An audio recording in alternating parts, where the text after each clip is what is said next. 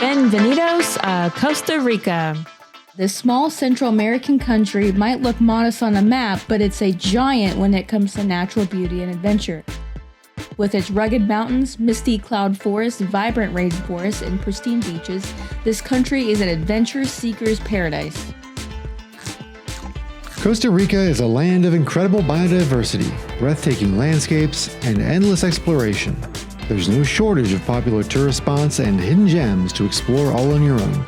Costa Rica invites visitors to slow down, soak in the scenery, and embrace every moment with a pura vida lifestyle. Whether you're here for a thrilling zipline adventure, peaceful hikes through nature, or simply unwinding by the ocean, this country has something for everyone. With so much ground to cover, we rented an SUV to make it all happen. Join us as we hit the road and discover what makes Costa Rica so unforgettable.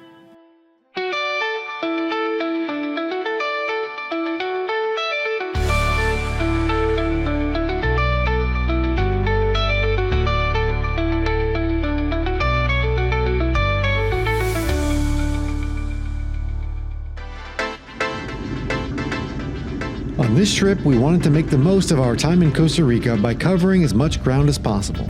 After landing at El Aeropuerto Internacional Juan Santa Maria, just outside of the capital of San Jose, the first thing we did was pick up our rental car. Having our own car gave us the freedom to explore at our own pace, stop for photos, and access areas that would have been impossible using other forms of transportation.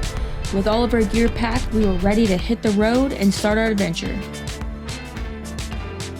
We chose a four-wheel drive SUV with high ground clearance. While many of the main roads are paved and fairly comparable to the roads we are used to driving on, some of the smaller city roads have their fair share of speed bumps and potholes.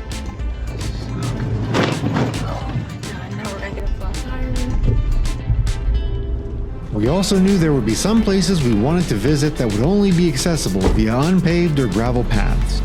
Four-wheel drive gave us much more peace of mind that we would be able to navigate rough or unpredictable terrain and handle whatever the journey threw at us.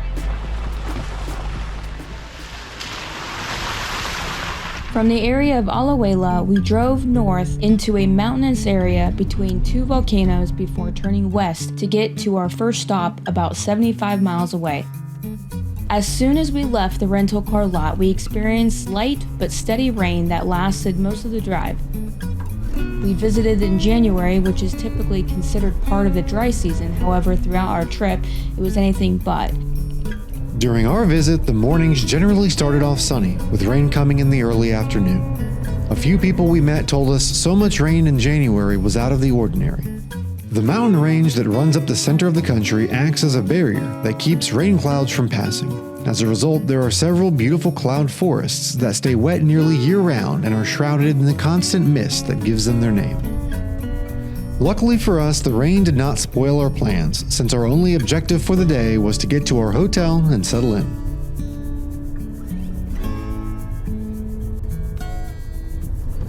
Ooh, a waterfall!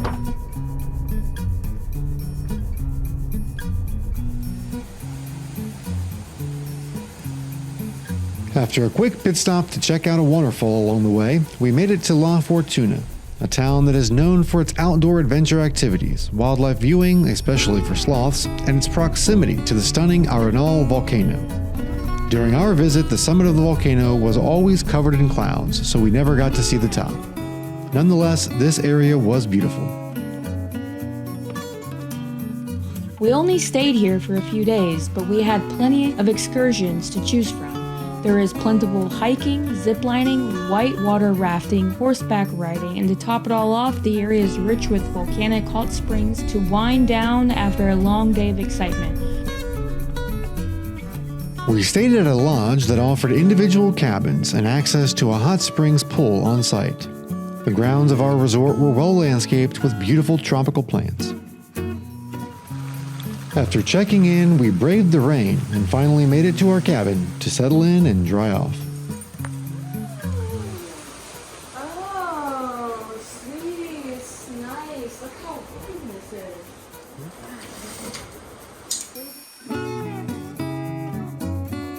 is. By the following morning, the rain had subsided. The resort had a short nature trail that I hiked while Liz slept in. Here we are exploring the jungles of Costa Rica. Not really, this is just at our hotel.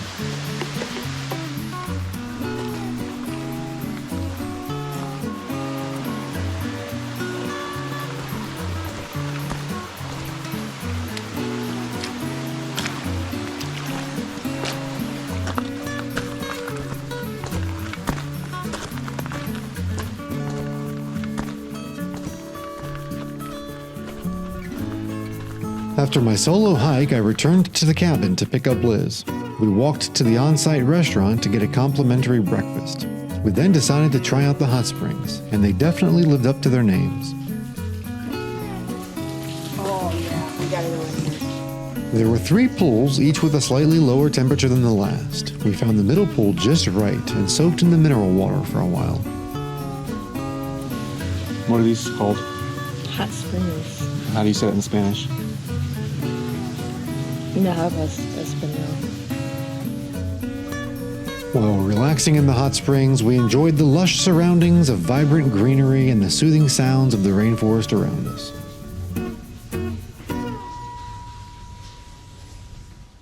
For our next adventure, we set out on a long hike up the Arenal volcano. For many years, this conical stratovolcano was thought to be dormant until a large eruption in 1968. While the volcano has not erupted since 2010, it is still considered active. There are many hiking trails that allow exploration of the area and lead uphill to the 1968 lava fields, where you can walk on hardened lava from that eruption. We chose the Mirador El Silencio hiking area, which offered a network of interconnecting trails that allowed us to decide how far we wanted to hike. We opted for a longer route to maximize the chance of spotting wildlife.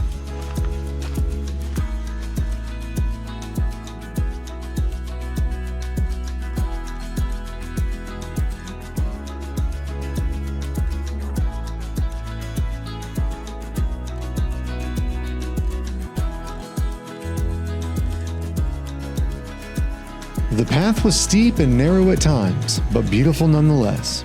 We were the only hikers on much of the path we chose. Unfortunately, despite the solitude of this area, other than bugs and the occasional bird, we didn't spot any wildlife.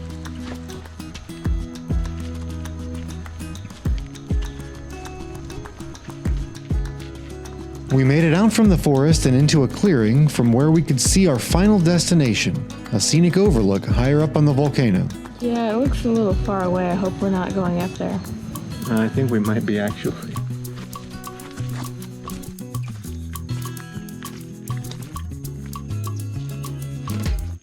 The final stretch to the lava field had another area of steep steps. The ground throughout required careful footing as the rocky surface was very uneven.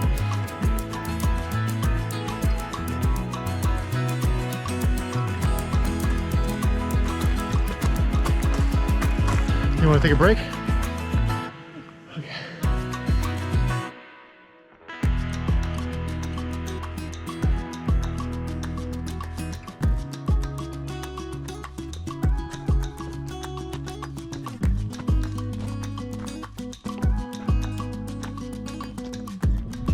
Well, we made it almost to the top of the volcano.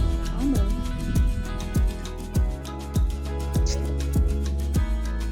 Well, this is the highest point that we're hiking to today.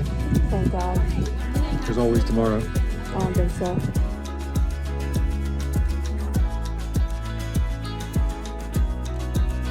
The view from the top was impressive, and after a few minutes of taking in the views and taking a few photos, we started the trek back down.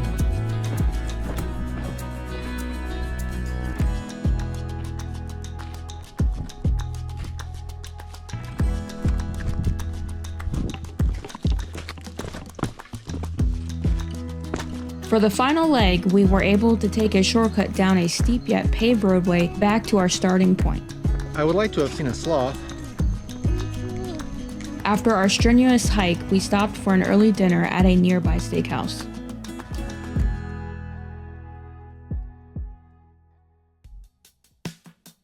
Having struck out on seeing any sloths on our own without a tour guide, we decided to go to a large nature preserve nearby, where sloths are known to spend time. This location offered a guided tour of the area and a much less strenuous trail through the forest. There also were a few really cool hanging bridges that spanned over a river.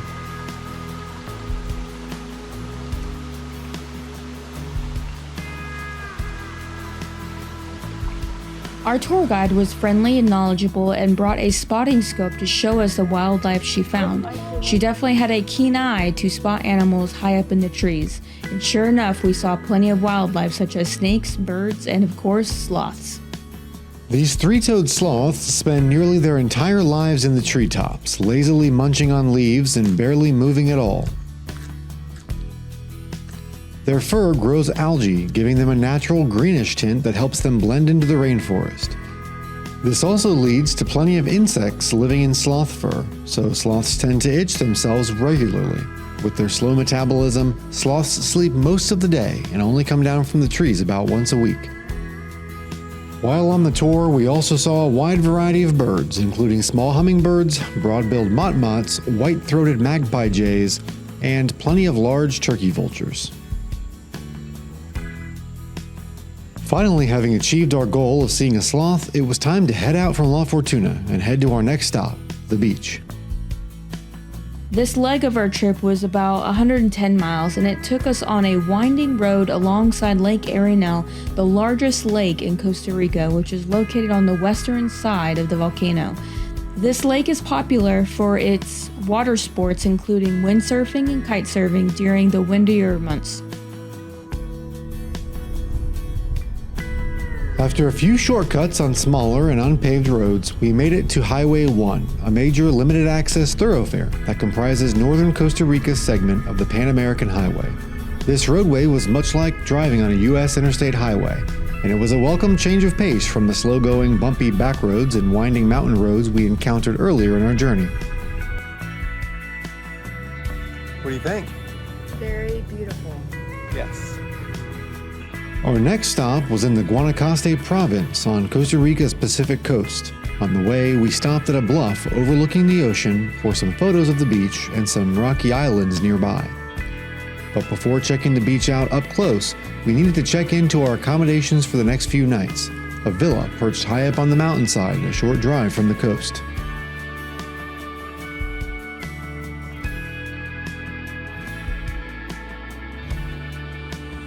Amazing. This definitely takes the shit out of the other place that you took me to earlier. We arrived late in the afternoon and had a chance to see the setting sun turn the sky shades of orange and purple, casting a warm glow over the landscape.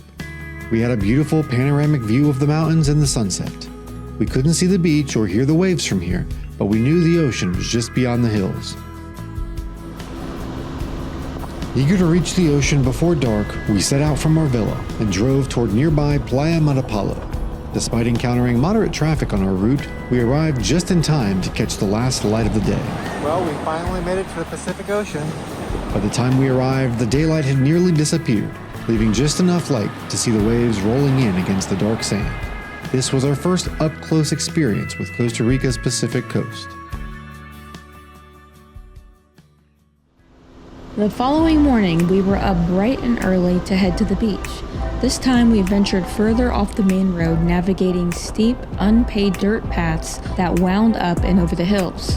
After about 15 minutes, we reached a dead end where we had to continue on foot. A short walk down a rugged trail led us to a secluded stretch of shoreline. It looks amazing. There's nobody out here. Let's go. This beach was called Playa Matapalito on our maps, but a sign identified it as Playa Laguna. Either way, the effort to get here was more than worth it. This was technically a public beach, but completely empty other than us. The untouched sand and complete solitude made it feel like our own private paradise.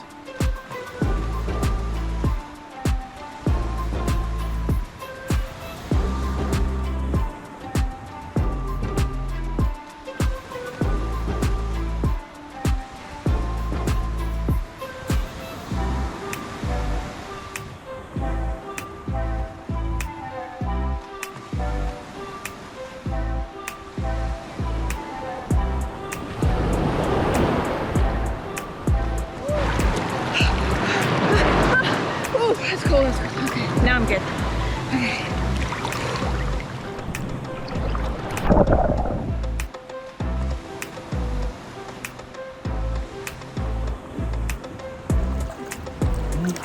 sweetie. Hi, sweetheart. You having fun? I am. It's very nice out here.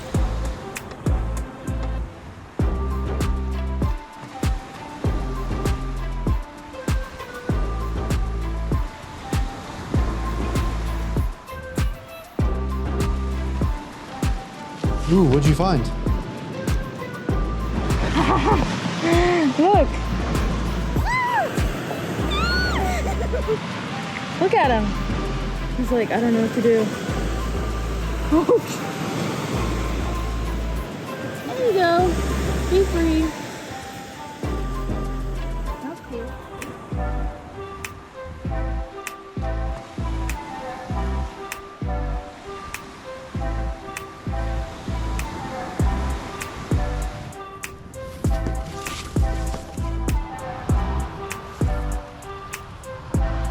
After leaving this hidden gem of a beach, we headed back up and over the hills and returned to Matapalo Beach to see it again during the daylight. We didn't stay here long because we soon learned that there was a troop of monkeys in the jungle nearby. What do you think of this beach? This one has monkeys on it, though. This one does have monkeys, so that's Angry a plus. monkeys. We went exploring and found several Central American white-faced capuchin monkeys climbing in the trees just off the main path. Liz gave some bananas to one of the monkeys, and he scurried back up into a tree to eat it.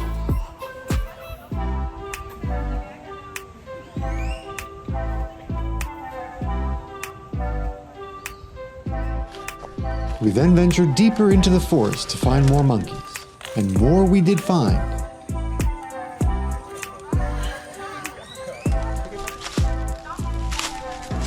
In short order, we both ended up with multiple monkeys climbing us like we were trees.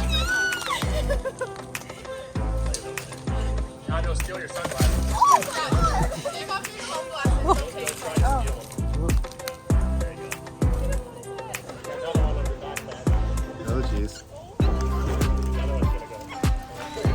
Okay, little guy, you gotta get off now.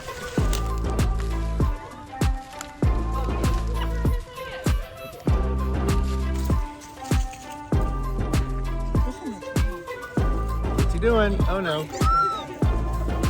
Why don't you give him some bananas?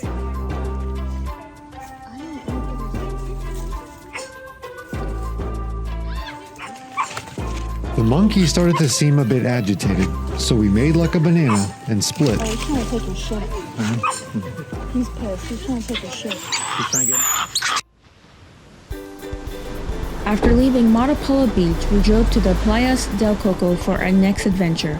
Unlike the secluded spot we had just visited, Playas del Coco is a lively and well-known destination. This broad, sandy beach offers plenty of space to relax and enjoy the sun. It's also a departure point for various excursions, which is why we were here. Off we go! We took a small tender to board a catamaran docked out in the bay and spent the rest of the afternoon sailing.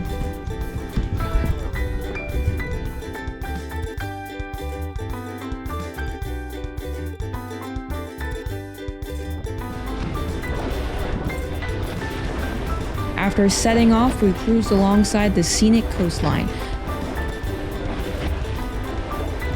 We had a few wildlife sightings, including a whale off in the distance, a stingray, and plenty of birds soaring overhead and diving for fish just ahead of our boat.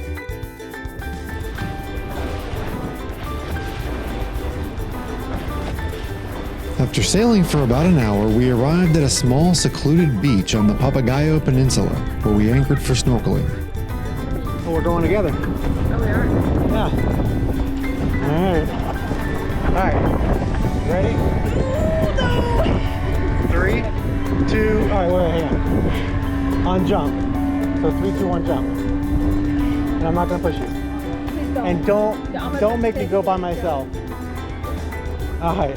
3, 2, 1, jump.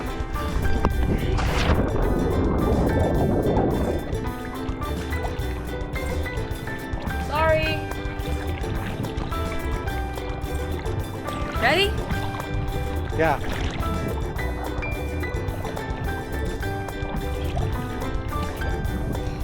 can't do this. I'm coming down.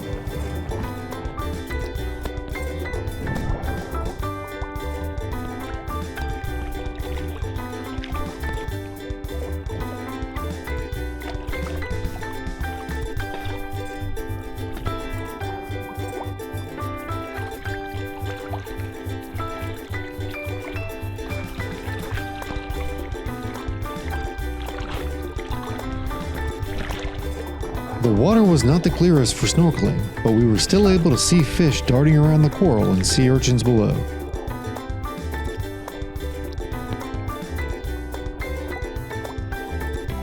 We swam, explored the rocky shoreline, and soaked in the peaceful atmosphere before climbing back aboard to dry off and have dinner on the Catamaran.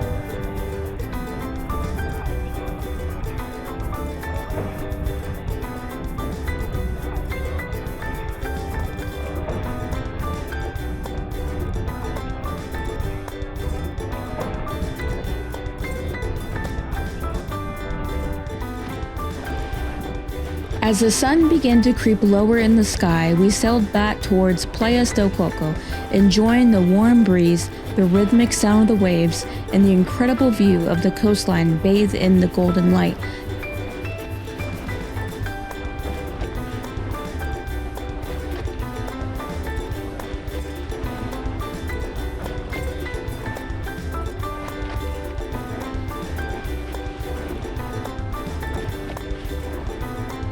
The catamaran stopped momentarily right as the sun dipped below the horizon so we could all experience this special moment.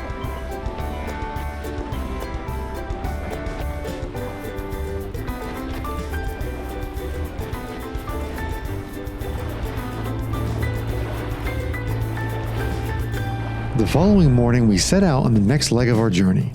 This would be a long drive of about 180 miles, heading south towards the town of Quepos and one of Costa Rica's most famous destinations. This drive took us back inland and south along the Pan American Highway, where the rain found us. After Punta Arenas, we continued on Route 34, which is also known as the Costanera Sur. This highway passes through many beach towns along the way, like Jaco, one of Costa Rica's most popular surf spots. We stopped at a few beaches to stretch out our legs during this long drive.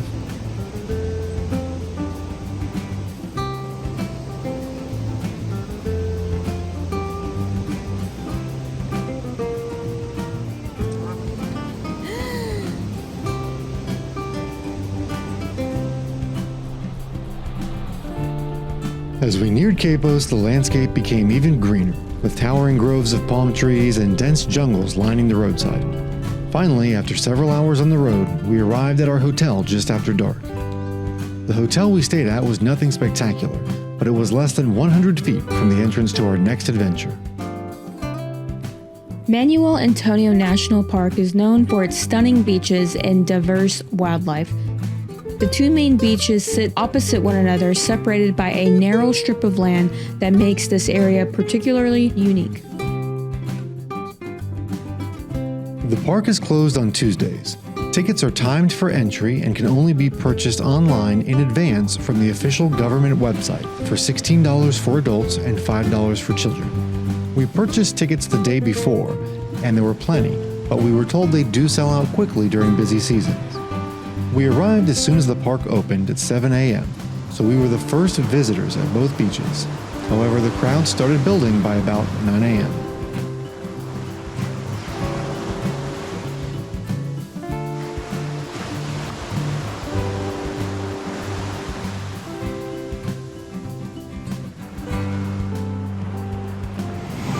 Come out, oh shit.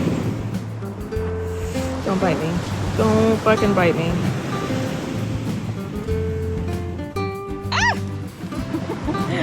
Bit me.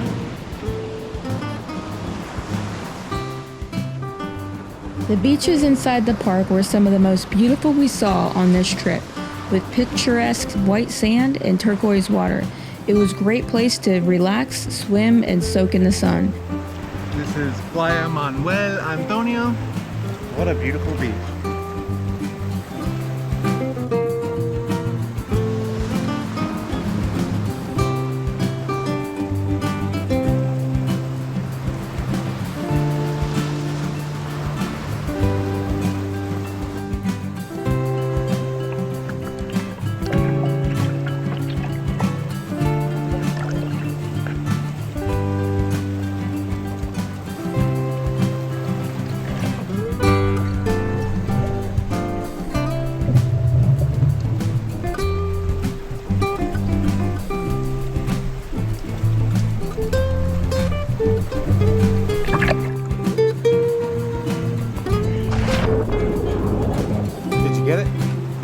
go again, just in case.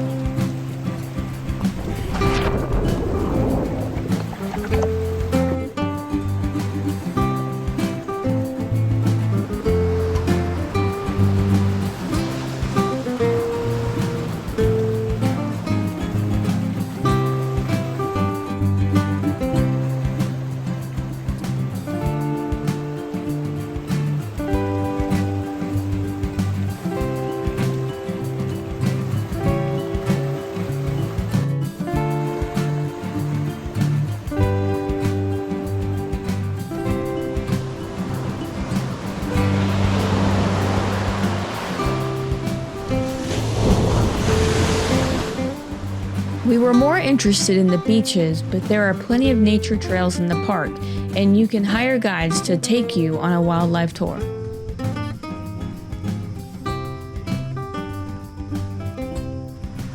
don't see any monkeys.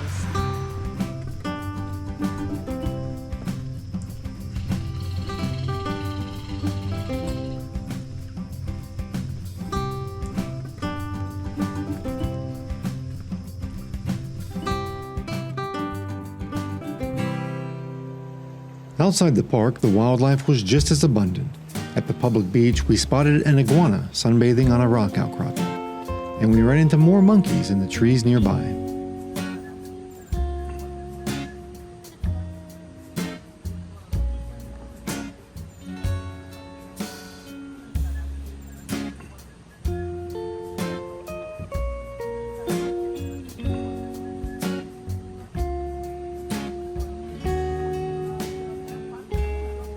Back at the hotel, yet more mischievous monkeys visited us.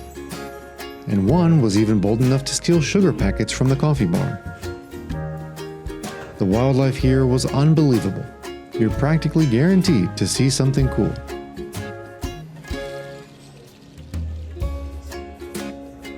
We returned to the public beach to watch the sunset, and the view was beautiful.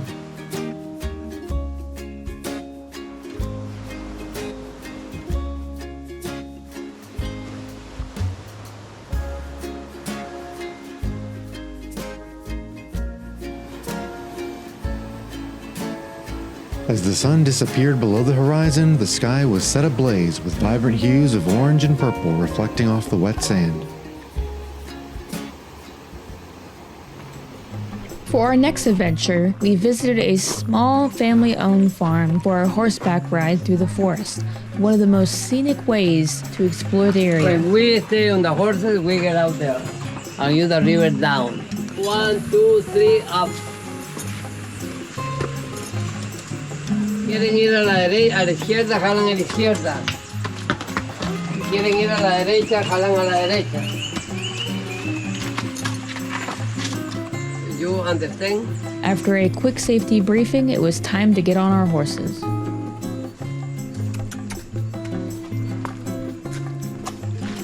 This is a palomo.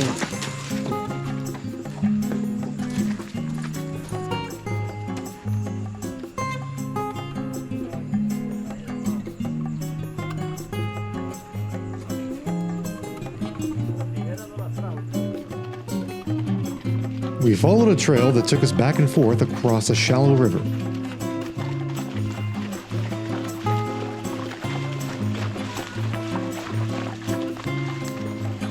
The landscape was lush and vibrant, and we enjoyed every minute of our ride.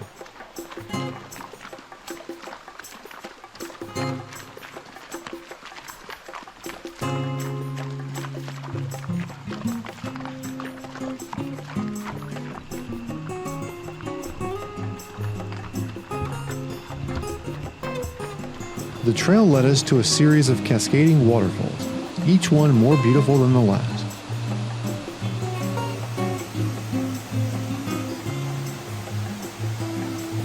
We also had the chance to hike a bit further to reach another waterfall, where we dipped our feet into the water to cool off.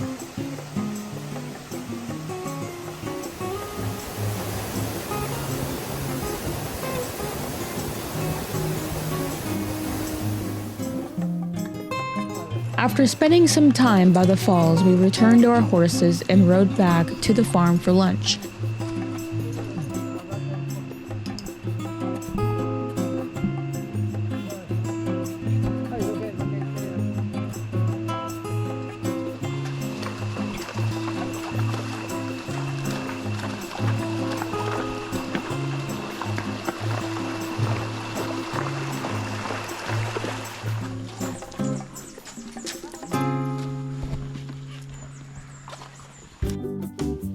For dinner, we visited El Avión, a restaurant built around the fuselage of a C-123 military cargo plane that was abandoned in the 1980s after being involved in the Iran-Contra affair to smuggle weapons into Nicaragua. It was later repurposed as the centerpiece of this restaurant, with the interior serving as a bar and the cockpit accessible for curious visitors who are interested in aviation history. When do I push?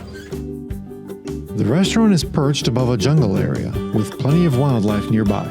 Here we saw capuchin monkeys again, as well as several Central American squirrel monkeys climbing on the trees and building.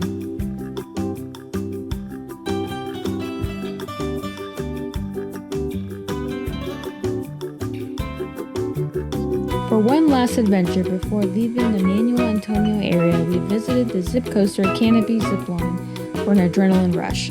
This is a combination between a traditional zipline and a roller coaster through the jungle. Unlike a regular zipline where you glide in a straight line, this one twists, turns, and dips through the treetops, making it feel like you're on a high-speed jungle coaster. The moment we left the platform, we were flying through the dense rainforest, weaving around trees, banking into short curves, and even hitting a few drops that made our hearts stop.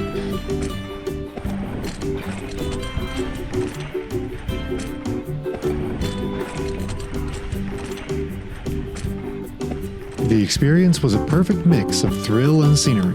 It was hands down one of the most exciting ways to experience the rainforest from above.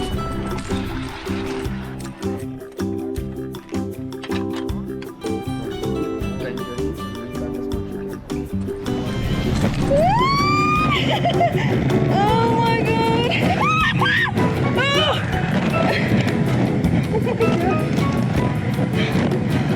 Don't look down, don't look down, don't look down! Oh my god, why the fuck did I get on this thing?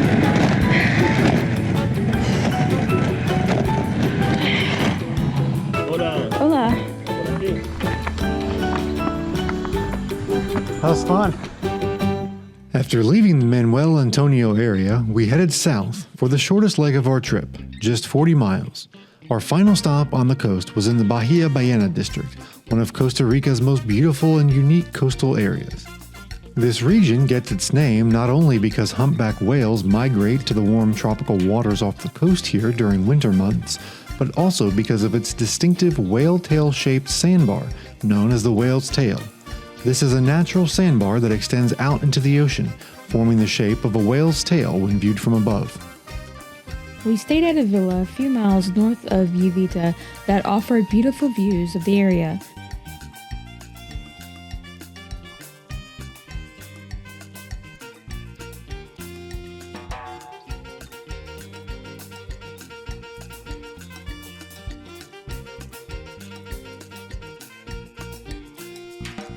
The villa had a shared balcony and kitchen, but our room was peaceful and private, and even included a standalone tub in the bedroom.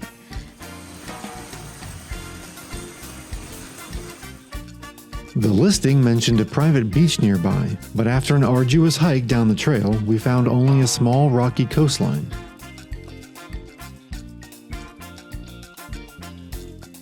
Here, we watched the powerful Pacific waves batter the rocks as the tide came in. The views were great, but this was not a beach to swim at.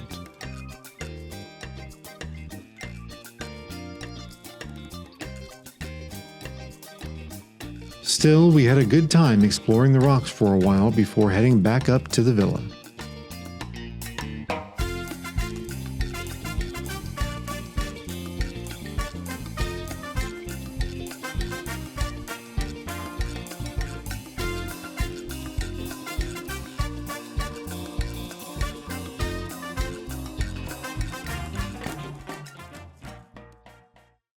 On our way back north towards San Jose, we cut further inland to drive up Route 2, the southern half of Costa Rica's section of the Pan American Highway. This leg of our journey was about 130 miles, but to get from Uvita to Route 2 required a 15-mile trek through some very steep off-road terrain.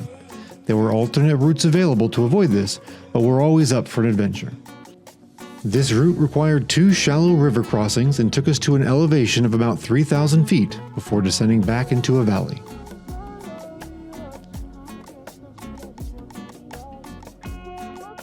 Once we made it back to the paved roads of Route 2, we headed north and back uphill into the stunning area of the Talamanca mountain range.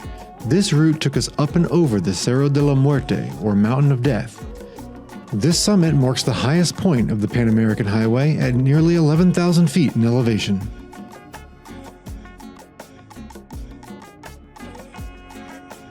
This area is another of the country's cloud forests, so the mountains here are often shrouded in fog and mist.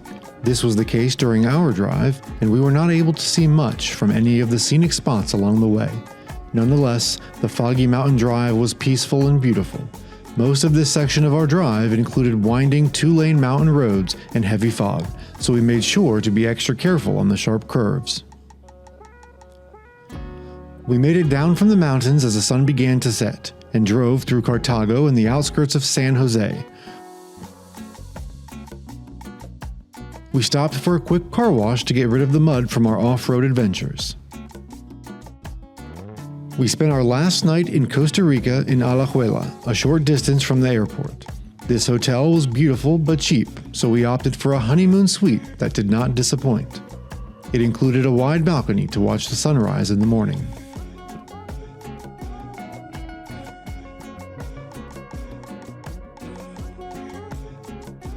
Costa Rica has so much to offer, from the beaches to the jungles to the mountains, and having our own transportation made it possible for us to see all of it. We hope our tips help you navigate Costa Rica like a pro. Be sure to subscribe to our channel for more travel adventures. Until next time, pura vida.